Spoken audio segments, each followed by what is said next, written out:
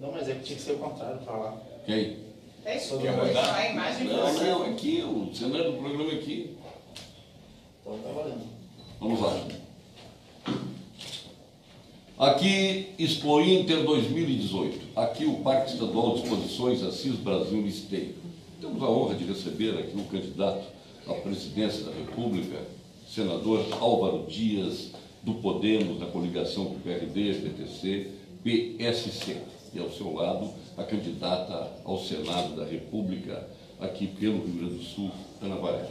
Mas eu quero começar com o nosso candidato à presidência da República, Álvaro Dias. Estivemos juntos lá em Não Me Toque, no Expo Direto. O senhor está prestigiando muito o setor agropecuário.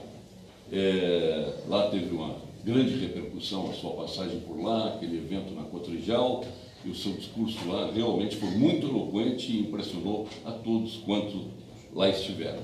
Mas queremos registrar a sua presença aqui na Expo Inter e, para início de conversa, a sua impressão a respeito do agro gaúcho e particularmente da Expo Inter. Primeiramente, um agradecimento, né, por essa oportunidade de conversar com os gaúchos na TV Pampa e dizer da admiração que nós temos pela competência gaúcha, não só no campo, mas especialmente no campo. Eu andei por aí, nas estradas do Rio Grande do Sul, ao lado do Cajar, da Ana, e eu pude verificar, não há um palmo de chão sem plantio, ou produção agrícola, ou preservação ambiental.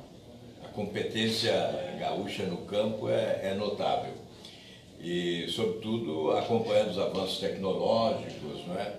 E, obviamente, nós sabemos que no país há ainda uma deficiência em relação aos agricultores menores no que diz respeito ao avanço tecnológico. 70% dos nossos produtores rurais ainda não alcançaram esse estágio de desenvolvimento tecnológico. E cabe aos governantes, eu estou aqui como candidato a presidente da República, certamente tenho que assumir esse compromisso com o Rio Grande do Sul, agro e com o Brasil, que é de, chegando à presidência, olhar o campo com mais interesse, com mais atenção, porque os nossos governantes são muito urbanos, né? Eles nunca colocaram, provavelmente, o pé no chão do interior para entender a importância da agricultura, do agricultor e a força que vem do campo, né, carregando esse país nas costas.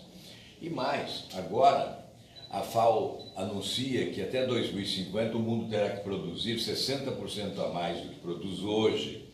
E 40% disso tem que sair do Brasil, para atender 9 bilhões e 800 milhões de habitantes no mundo. Veja que patrimônio que nós temos, que é a nossa agricultura, o nosso agronegócio, né, que garante superávit na balança comercial. Então temos muito a fazer, vamos ter que fazer muito. Aliás, é bom dizer, acabou aquele tempo do rouba mais faz no Brasil. A Operação Lava Jato está colocando na cadeia. Então, na presidência da República, nós vamos provar que é possível fazer mais do que faziam e sem roubar, sem deixar roubar, e colocando na cadeia quem rouba. Esse é o nosso objetivo.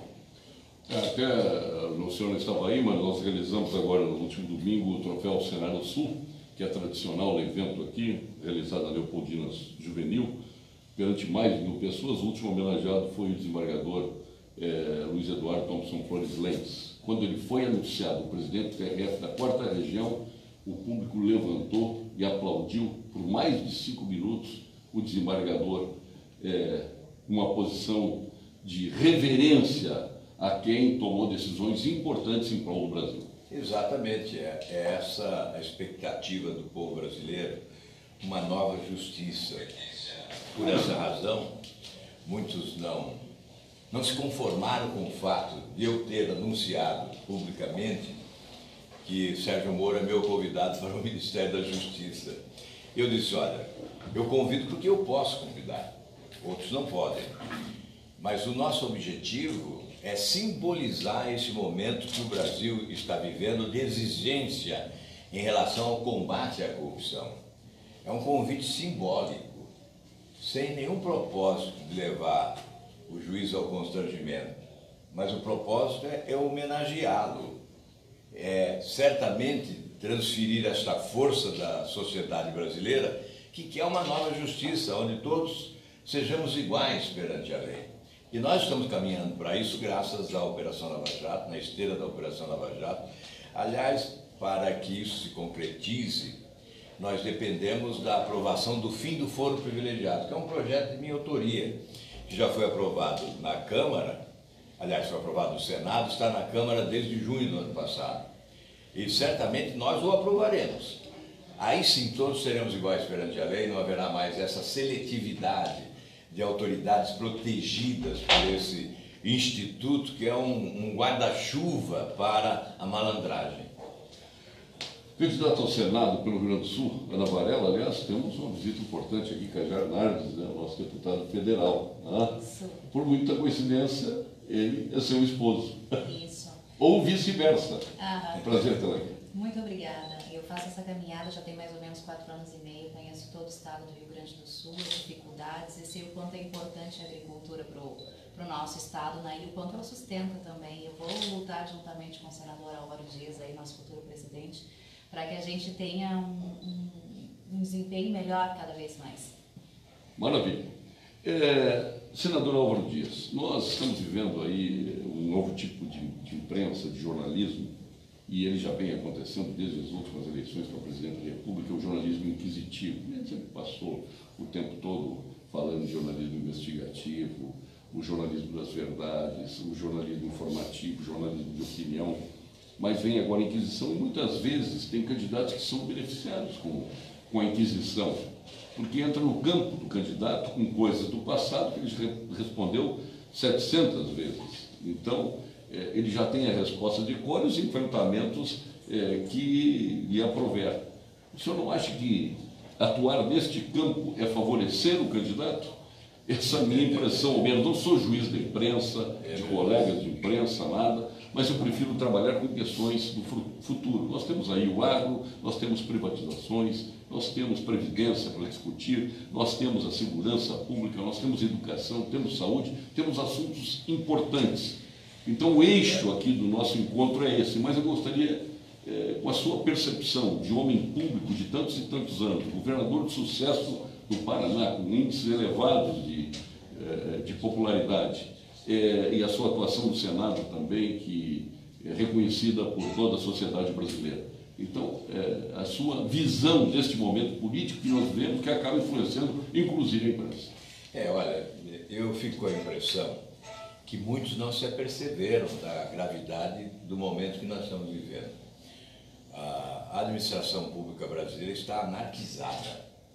As contas públicas foram arrasadas pelas últimas gestões incompetentes e corruptas. O Tribunal de Contas chega a revelar que no início do próximo ano o governo não terá dinheiro para pagar salário dos servidores. E tem gente brincando de governar o Brasil. Tem gente achando que é uma brincadeira governar o Brasil. Essa é uma questão muito séria e eu não vejo a discussão de profundidade. Por exemplo, nós temos um plano para enfrentar essa realidade, que é a aplicação de um limitador de despesas, um limitador emergencial de despesas da ordem de 10% não linear. Nós somos francos em dizer, aprendemos com a Angela Merkel na Alemanha. Ela aplicou esse limitador da ordem... Agora muitos usam modernamente o teto. O senhor considera essa expressão importante? O limitador, ele define melhor o que o senhor quer? Não, o teto é um equívoco. O teto é com base na inflação. Nós chegamos numa recessão brutal, um desemprego enorme e não há inflação. Então esse teto explodiu. O teto, se fosse vinculado ao produto interno bruto, seria mais adequado. No entanto, o que nós estamos propondo é algo muito mais real. A Angela Merkel aplicou relativamente a 3% do PIB da Alemanha para eliminar o déficit. Depois o Obama também aplicou o mesmo instrumento. E é o que nós queremos agora. Nós pretendemos aplicar esse limitador de 10% porque é o correspondente ao déficit anunciado para o próximo ano de 139 bilhões de reais. E no ano seguinte aí nós faríamos o ajuste estrutural com um orçamento base zero, fazendo a avaliação das despesas de todos os setores, verificando a conveniência dessas despesas, haverá que se justificar cada despesa e certamente nós economizaremos mais 10%, porque seguramente nós temos mais de 10% de desperdício em todas as áreas do governo. E com isso nós damos a virada do déficit primário para o superávit, com aí cerca de 2,5% do produto interno bruto. Então essa é uma realidade que não estão enxergando alguns e que ficam com determinadas firulas, se bota o revólver na cinta ou não bota o revólver na cinta, e ficam discutindo questões que não cabem a um presidente da República discutir, não é? São questões muito mais decorrentes de convicções pessoais, não é, do que de uma imposição de quem vai presidir o país. Nós temos que arrumar a casa. Tanto é que nós tivemos um plebiscito por desarmamento, a sociedade ganhou pró-armamento e o governo decidiu por desarmar a população. Exatamente. Nós temos que respeitar a lei. Quando nós falamos em refundar a República, é exatamente por quê?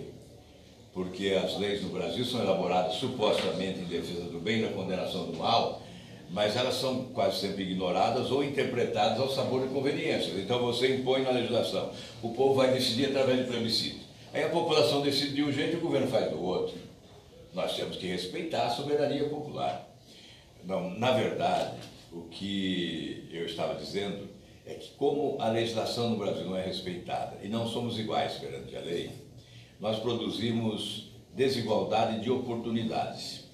E é exatamente o que produz desigualdade social. Desigualdade de oportunidade, desigualdade social. Então, o que nós queremos com o nosso projeto de refundação da República é, ao final das reformas, colocar mais dinheiro no bolso do brasileiro, sem deixar ninguém para trás, reduzindo as diferenças sociais com a oferta de oportunidade. Se você quer reduzir a pobreza, comece oferecendo oportunidade, emprego em primeiro lugar. Portanto, esse é o objetivo de uma proposta de governo que nós estamos apresentando ao Brasil, com mais de 200 páginas de planos e metas, mas o importante é substituir o sistema atual. Porque se esse sistema perdurar, ele continuará fabricando ladrões do dinheiro público, barões da corrupção, e nenhuma das propostas anunciadas pelos meus concorrentes serão executadas. Agora, o que me admira é que eles apresentam as suas propostas, muitas delas até copiadas de outras campanhas, da atual campanha, de outros candidatos, apresentam as suas propostas como se fossem para salvar o país, só que não dizem como farão e não falam em mudar esse sistema. E sem mudar esse sistema, nenhuma dessas propostas terá êxito. Senador, a questão das estatais, né? Aliás, nós vivemos um país, só para complementar o que o senhor está dizendo, com o qual concordamos plenamente, é a questão do país que está notabilizado pela corrupção, o senhor já falou sobre isso, mas com a total falta de planejamento, de obras desnecessárias, de obras inacabadas, enfim, canteiros de obras, mas por onde andamos tem obras paradas, né? Lamentável. Só andar pelas rodovias do Brasil, para não falar no governo atual, vamos ver aqueles postos de fiscalizações que foram completamente abandonados. Mas a questão das estatais, Petrobras, por exemplo. Petrobras, pela corrupção, pela incompetência, por má gestão, por malversação, chegou o Estado, chegou. Daqui a pouco vai lá o Pedro Parente e tenta resolver a situação da Petrobras onerando o povo, e o povo pagando caro por tudo isso. Depois se faz um evento em Brasília para comemorar os resultados positivos da Petrobras. E aí desencadeou aquela série de manifestações de caminhoneiros pelo Brasil lá fora. Claro que isso aí se faz um evento, uma festa para comemorar o lucro que vem do sacrifício do povo brasileiro, de novo e como sempre. É verdade. A Petrobras é o orgulho nacional, isso é do discurso de todo político nacionalista, né? Mas uma empresa respeitada no mundo todo, era uma empresa respeitada no mundo todo. O know-how em exploração de petróleo em águas profundas imbatível e uma empresa fantástica. No entanto, os petistas, os que assaltaram a República, os chupins da República, esses filhos do petrolão, destruíram a Petrobras e a sua imagem.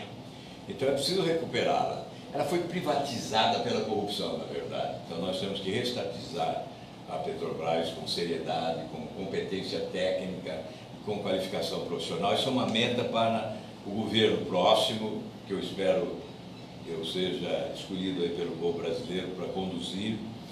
E aí nós vamos poder qualificar tecnicamente, impedir a interferência político-partidária e sindical na Petrobras, para que ela seja a grande empresa que sempre foi. Nós podemos privatizar o seu entorno, privatizar refinarias, privatizar a distribuição, a prospecção e exploração do petróleo.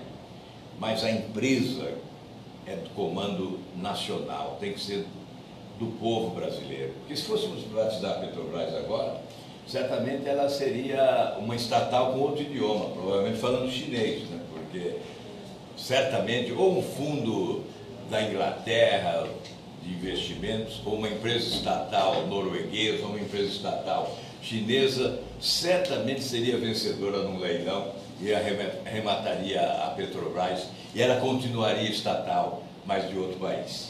Eu conheço bem as suas posições, mas é importante se diga, se repita, para o telespectador, que o senhor é um liberal. Sim. É um liberal. Liberal na economia e favorável, sim, à privatização das empresas que podem ser privatizadas. Aliás, nós temos 146 empresas estatais federais, com 504 mil servidores. Uma delas é incrível, é surreal, parece uma piada, uma brincadeira, mas é verdade. Tem a empresa do trem-bala, lá no Palácio do Planalto. Não tem trem, não tem bala, não tem trilho, não tem nada, mas tem 111 cargos, sem concurso público, e 17 deles com salários superiores a 20 mil reais. Então, é esse o nosso país. Em nome de um projeto de poder de longo prazo, foram loteando o Estado brasileiro. E quando faltava espaço, criavam ministérios, secretarias, diretorias, coordenadorias, empresas estatais, agências reguladoras, para trazer os chupins da República, né? Esse sistema que eu quero acabar. E ninguém está propondo o fim desse sistema. Alguns, ao contrário, armam-se para sustentá-lo, para preservá-lo. Especialmente tem um sistema que opera nas sombras, que dizem que é o mercado financeiro, e que trabalha duro para manter esse sistema. Porque os últimos governos só beneficiaram o sistema financeiro nacional em prejuízo do setor produtivo, do agronegócio, daqueles que trabalham no país. E essa é a mudança que nós queremos, essa é a grande mudança que o Brasil exige.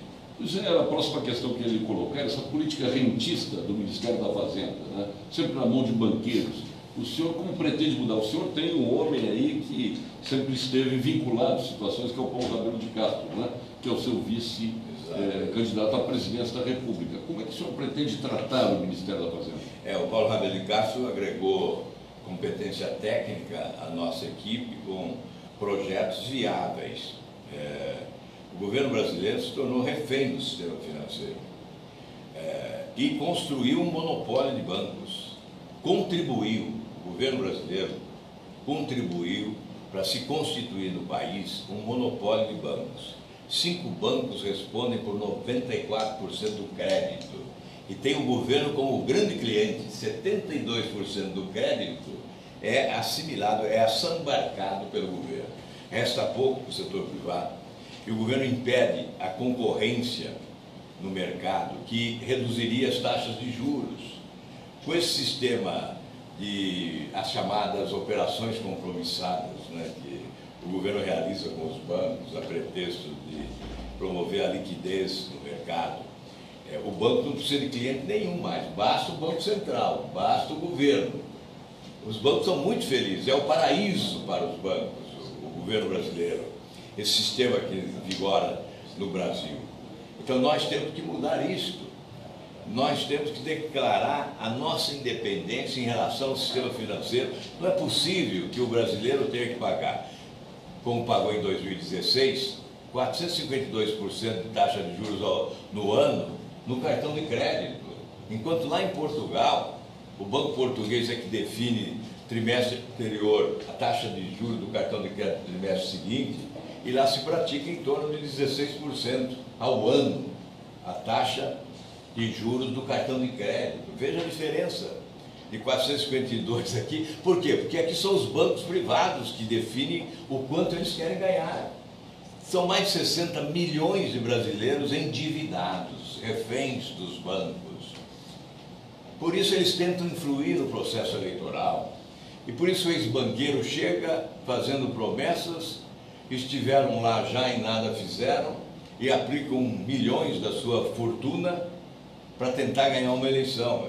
É por isso que nós estamos dizendo, abra o olho, brasileiro.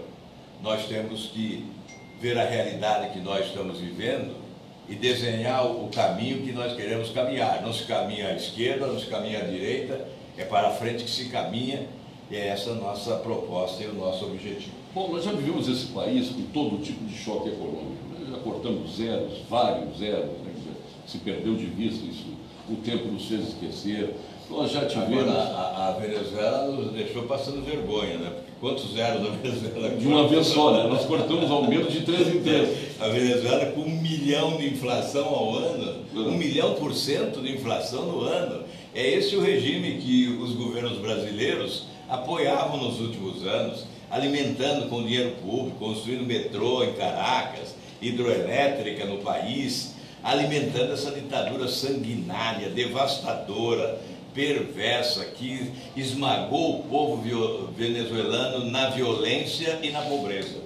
E nós tivemos desses choques econômicos, já tivemos aí uma âncora cambial que colocou o dólar, o real mais valorizado que o dólar, já tivemos de tudo no país, né? Já tivemos um confisco de poupança, já tivemos um incentivo à poupança no governo militar, depois o incentivo ao crédito, se criou um desenvolvimento econômico mascarado justamente por essa questão de colocar o crédito na mão do povo, endividar o povo e o povo consumir e depois ficar com a herança do endividamento, né? Como é que o senhor está vendo essa situação hoje, né? A gente tentar reverter esse estado de coisas e tornar o povo novamente um povo que tenha confiança na nação e que possa realmente ajudar no desenvolvimento.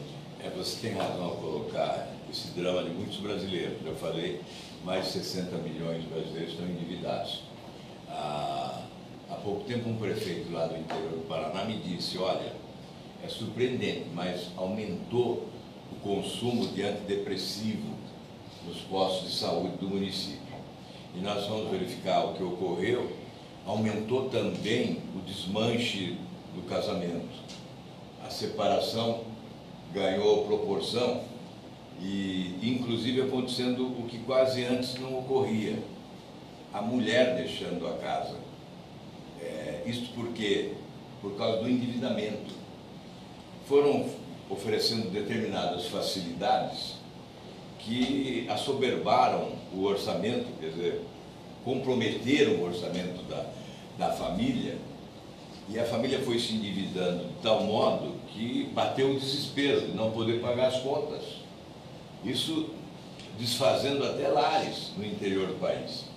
E hoje nós temos esse número, mais de 60 milhões de brasileiros são devedores do sistema financeiro. Então, um governo irresponsável, um governo anárquico, um governo incompetente e corrupto. Quando esse país recebia dinheiro de fora, em função das exportações, naquele momento áureo de exportação de commodities, vindo dinheiro da China, da Índia, adotaram aqui o populismo e foram desperdiçando, ao invés de investir em educação, em saúde, em segurança pública, investiram no assistencialismo, enganaram essa população. Enganaram essa população que hoje sofre as consequências. Porque levaram a família brasileira, boa parte das famílias brasileiras, a uma situação falimentar. Bom, nós temos a nossa candidata ao Senado aqui do Rio Grande do Sul, Ana Varela, e o que o senhor poderia dizer a respeito da nossa senadora, e até se dirigir à sociedade gaúcha, que eu acho que é importante, né, que o senhor está falando com o eleitor gaúcho aqui, né? E falando com o eleitor gaúcho, o senhor está falando em parcela das pessoas que poderão votar em Álvaro Dias e parcela da população que poderá, juntamente com o senhor, votar também em Ana Varela. Olha, a Ana é a renovação política, né? Acho que é um apelo por renovação. É claro que a renovação não se começa pela presidência da República, mas se começa pelo Legislativo, né? A presidência da República exige experiência, certamente muita experiência, porque a crise é fatal, né? A crise que nós estamos vivendo, então muita experiência e, obviamente, competência de gestão, aptidão para o cargo executivo, mas o legislativo é o campo ideal para a renovação política, uma proposta de renovação.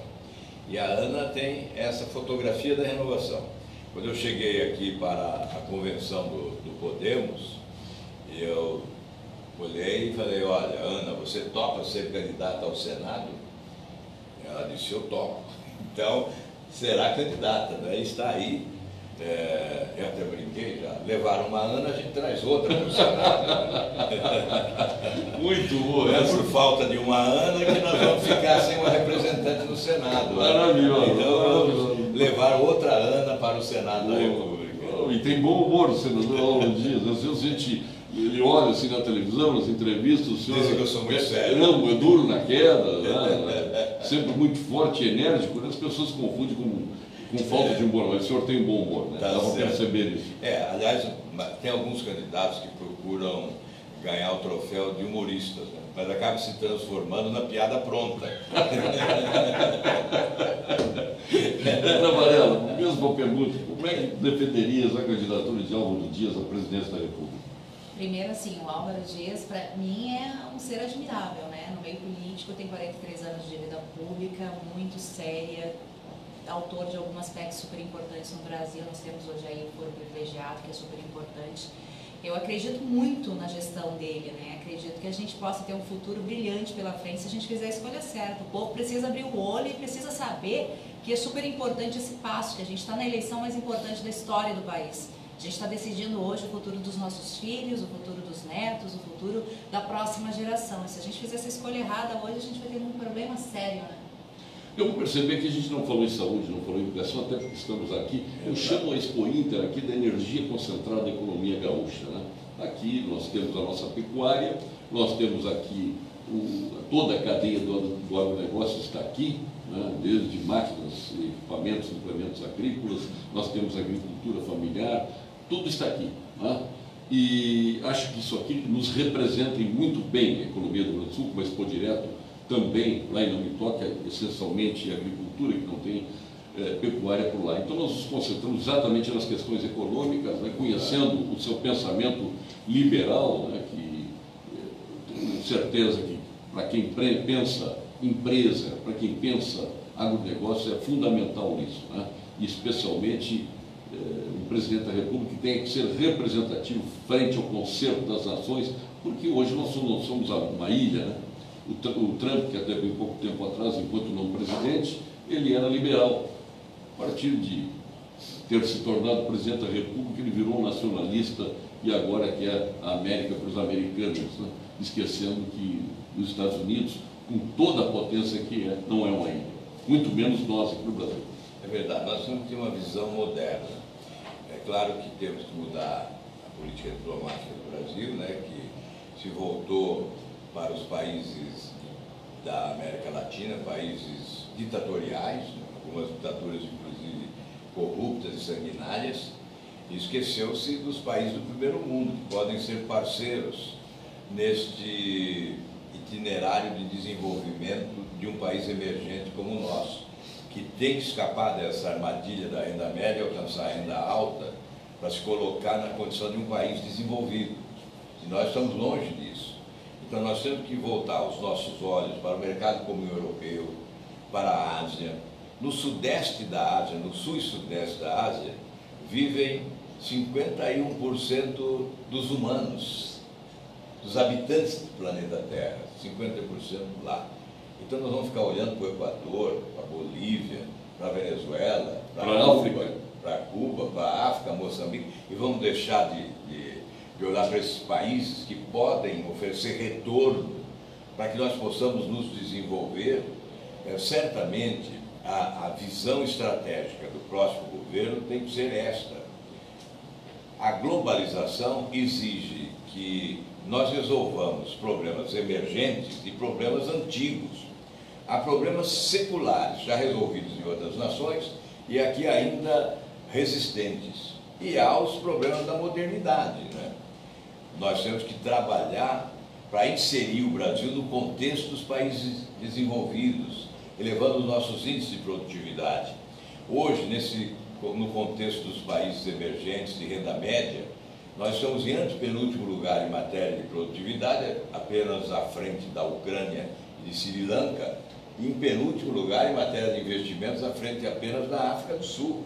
Veja o vexame que nós estamos vivendo, né, diante do concerto internacional. Nós temos que evoluir, nós temos que avançar. Um modelo educacional competente, investimento na educação infantil, que é onde se forma o cidadão de 0 a 6 anos, conferindo a ele a possibilidade de alcançar todas as potencialidades, interferindo no itinerário escolar, na qualidade do emprego, do salário, reduzindo a violência, reduzindo os índices de corrupção, promovendo o maior crescimento do país. É nessa fase que se planta o futuro, de 0 a 6 anos. Grande investimento, alimentação adequada, creche, educação adequada, né? Saúde para essas crianças, né? E para suas mães, a possibilidade das mães trabalharem, exercerem uma atividade profissional. Por isso nós estamos anunciando a criação de 4 milhões de matrículas em creches, que é o déficit nosso.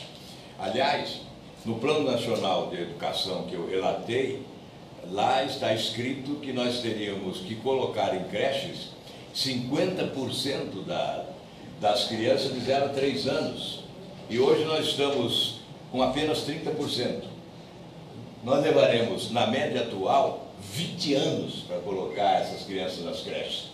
Por isso nós estamos propondo a criação de 4 milhões de vagas. Vamos instituir o cheque creche para que a mãe possa escolher se ela quer a creche privada, porque 41% das creches no Brasil são da iniciativa privada, ou se ela quer a creche pública, administrada pela Prefeitura Municipal. Então isso é um grande avanço, certamente vamos plantar para o futuro. Obrigado, senador Álvaro Dias, obrigado também. a nossa candidata ao Senado da República, Ana Varela, pelo Rio Grande do Sul, pelo Podemos, nesta coligação que traz o senador Álvaro Dias, de Podemos, PRD, PTC, PSC.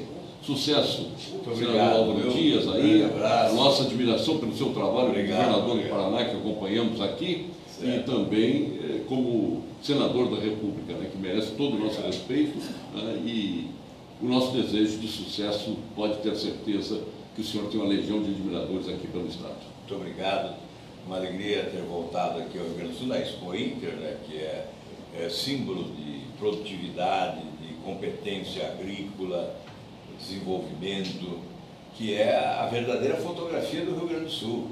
Esse momento de dificuldade que o Estado atravessa, em razão de finanças públicas deterioradas, né, isso é superável, porque o que há aqui é um patrimônio inesgotável, a competência do gaúcho e a produtividade desse Estado. E nós queremos ser parceiros na presidência da República. Este é o senador Álvaro Dias, candidato à presidência da República, repito, pela coligação Podemos, PRD, PTC, PSC. Nós estamos, como já estivemos, outros candidatos já passaram por aqui, a presidência da República, o governo do Estado.